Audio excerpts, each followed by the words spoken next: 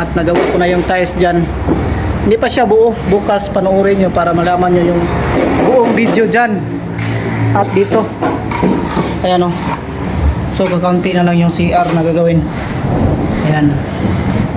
Bukas ano natin yan bukas. Video natin para kita. Ayan, good morning mga idol. Araw ngayon ng Bernis, no. Tuloy tayo dito sa ating project, no, sa pagtrabaho dito sa Takurong area mga ka-idol. So ayan, nauna sa lahat, nagpapasalamat ako sa inyo dahil sa inyong taos-pusong pagsuporta po sa ating munting channel dito yung Dilimix Vlog. Sa lahat po ng nagpo-comment yan, maraming salamat po lahat mga ka-idol. Dahil po sa inyo ay patuloy tayo na gumagawa ng video pa counting tutorial na tinuturo natin dito tungkol sa ating kaalaman sa construction sa pagtatrabaho, no?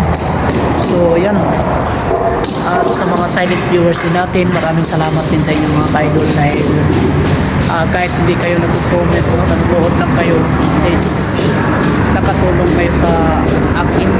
Maraming salamat po talaga, malaking tulong po sa akin yung kahit lang sa panonood ninyo mga ka-idol.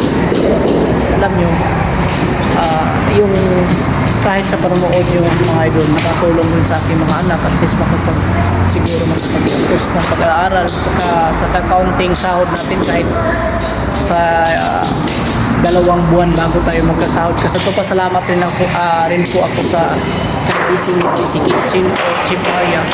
Rin po sa kanya support ako sa aking anak. Siya po rin po ay nagbibigay tulong, no? O siya po ay naging sponsor po. So thank you sa kanya. At sa inyo lahat dyan mga kaibig sa linood ng ating video, maraming salamat po talaga. Taos puso po akong nagpapasalamat sa inyo dahil sa inyong kabutihan na patuloy na sumusuporta po. So thank you. At ayan lang muna, mag-intro muna tayo mga kaibig. So good morning sa inyong lahat at ingat po palagi.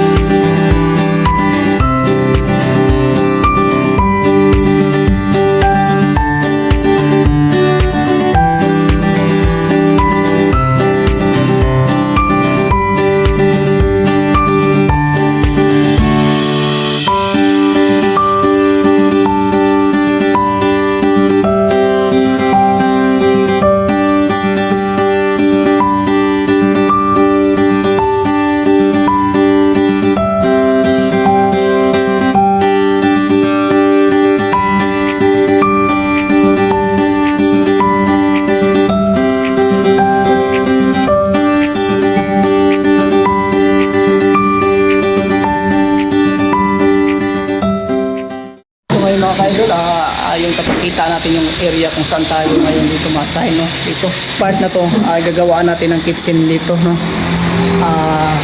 Unang-una mag-layout tayo dito para sa height ng ating kitchen. Kukunin natin yung height mula dito sa flooring, tapos butasan natin yan, baunan natin ng 12mm na kabilya, tapos magpurma tayo. Pwede naman magpurma tayo, lagyan natin ng purma bago tayo maglagay ng mga kabilya dito sa gilid. Ayan. Abangan nyo lang po para makita nyo mamaya yung ating kaganapan. At dito naman, nag-umpisa po sila dito sa pag-install ng tiles. Pero bago po ang lahat mag-install, magkakabit po muna sila dito ng linya para sa shower. So yan, abang-abang lang kayo mga ka-idol. Pati dito sa harapan, napakita natin po yung ginagawa ng ating kasama.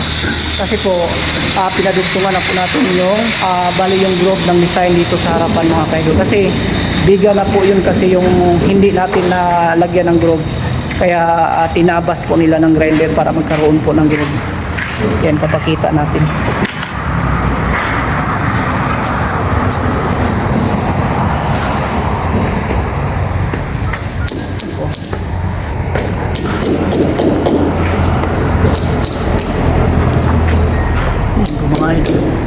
Ayan, may butas mamaya, ititas natin yan ng simento. Makita.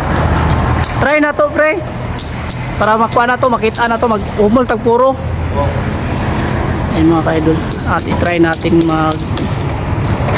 lagay ng simento.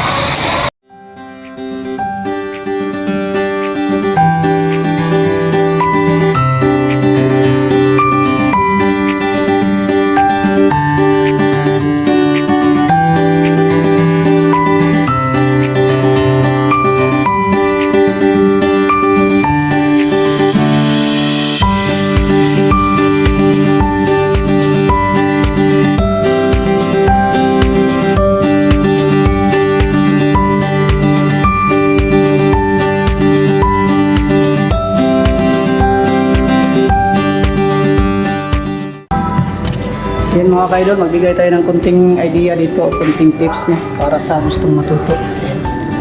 Para at least aware kayo kung paano gawin, no? Yan. So ganito mga idol, ito malapat ito yung ginagawa. Walang problema to kasi dingding lang naman ang mangyayari dito kung anong gusto natin lapan, no? Di ba? Okay lang yan, kahit malapad dito walang problema yan. So ang binabasihan natin lang talaga yung 60. Ito, 60 by 60 na tiles. 60. Yan, ikita nyo yan, 60 yan. Tapos, kunin natin yung lapad. Ito, kunwari, ang lapad dito. Kunin natin para malapad natin siya dito. Natin.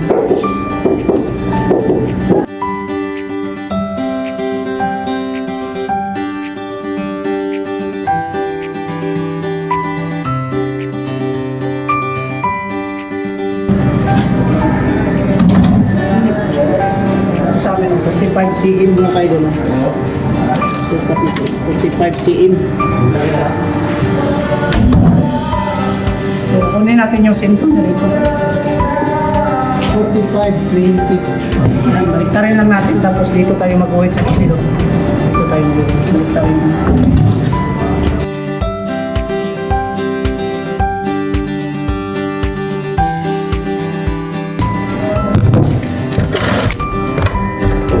Kunin nyo yung haba dito, papunta dito, papasok dyan. Kunin nyo atin yung papasok. Sa amin dito 2 cm lang, hanggang dito siya 2 cm. Ayan, 2 cm yan makikita na. Makikita sa 2 cm. Tapos papasok natin yung layout natin dito, may guhit siya. Kung wari, ganyan mga idol. So yan, kaguhit na yan. Ito po yung talagang sink natin or lababo. So ito na yung patungan. So kailangan natin ipasok siya dito yung solid na concrete. 2 cm tayo gagaling dito. Paikot yan. Diyan ang ano natin, yung buhos talaga natin. Hanggang dito siya. Para paglagay natin ito, hindi siya mahulog, no? So ang buong layout niya nito is ito na yun. Yung layout niya dyan, yan o, makikita nyo. Ito ang layout niya. O, kailangan natin ipasok dito ng tag 2 cm. Paikot. Yan. At nakita naman tayo, nagbuhos tayo dito. Yan, baka mamaya, isa tayo dito sa paglatay ng siding na tayo. So, ano lang tayo, isahan natin ang alas na ibig. Ngayon yung oras na yung 11, mga 11:30 siguro ata mga idol.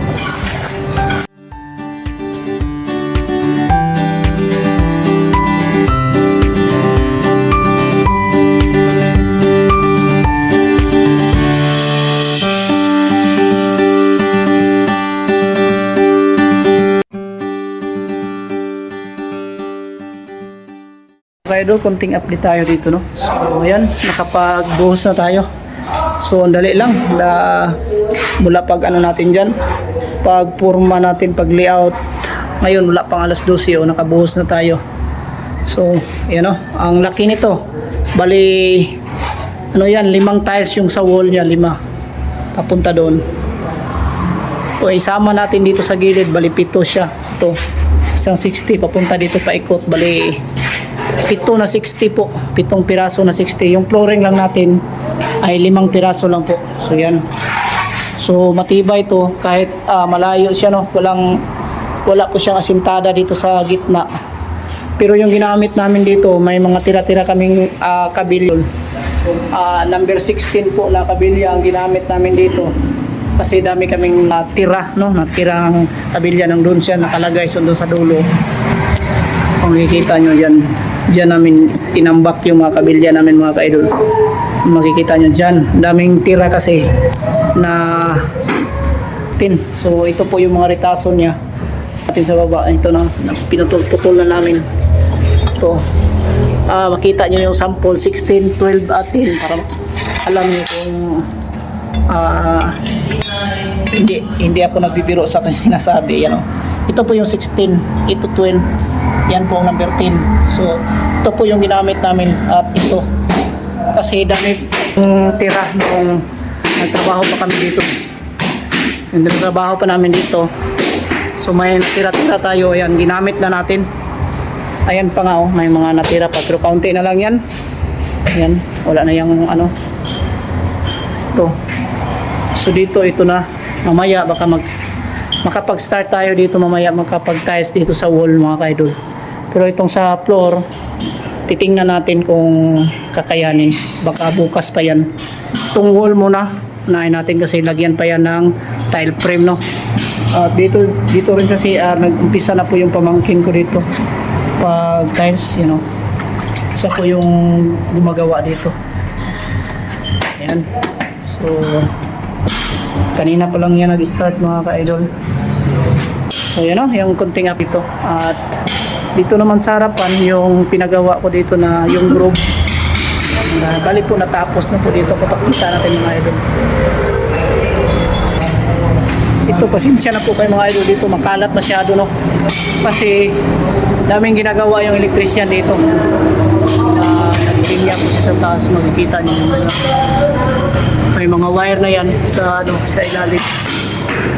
Yan, nagpinya po yung electrician, daming tinanggal, kaya yan makalat, pero wala pong problema, lininisin naman yan namin.